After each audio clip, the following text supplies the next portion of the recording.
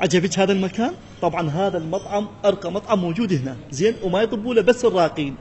ما أدري إيش عجب طببوني.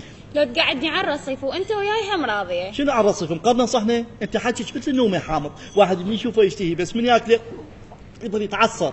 أقول محمد يمتى تجي تخطبني؟ ليش؟ أعوذ بالله، بدر من عندي شيء مو زين؟ هاي شنو محمد؟ مو قلت راس الشهر أجي أخطبك؟ اي مو جيت راس الشهر لقيته جاي زين.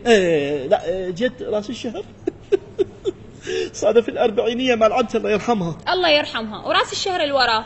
سبعينية مال عمتي الله يرحمها. وين اكو سبعينية؟ أنا قلت سبعينية، أنا قلت سبعينية. لا مو شنو، أنا دخت لأن جمالك يدوخ ما يدوخ. أقول محمد أحسك تريد تطفر. إذا مو اليوم باكر.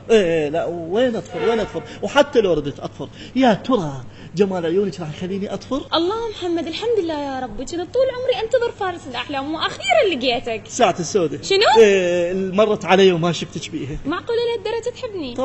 طبعا درجة حبي إليش دخلتني هندسة قسم تاريخ. الله لو تعرفين شنو أحس من أشوفك. شنو تحس؟ التهاب اللوجتين. لا محمد هسه خلينا نحكي جد، شو وقت تجي تشوف بابا؟ ليش عارضين البيع؟ ليش أشوفه؟ اي غير على مو تخطبني منه. شوفي يا بنت الناس، موسيقى يا ولد، شوفي يا بنت الناس، أنا إذا أجي أطلبك من أبوك أكيد راح يرفضني، لأن أنتم عندكم فلوس وأنا إنسان فقير. والدليل على هذا جبتك لهذا المطعم الراقي بس ما عندي فلوس حتى أطلب لك أكل. تفضلوا عن ايش تطلبوا؟ اطلبوا محمد على حسابي. على حسابك؟ أخوي صاجات، ها، وجيب لنا بيزا لحم وبيزا دجاج، ها، وجيب لنا شاورته، شاورت من لا شاورما ولفتين فاهيته، فهاوتك هاي، لفتين زين، وكثر زلاير. وبابا غنوج جيب لنا صحن ما حبه. مو بابا غنوج، قصدي بابا يمتى تيجي تشوفه؟ مو اقول لك انا فقير.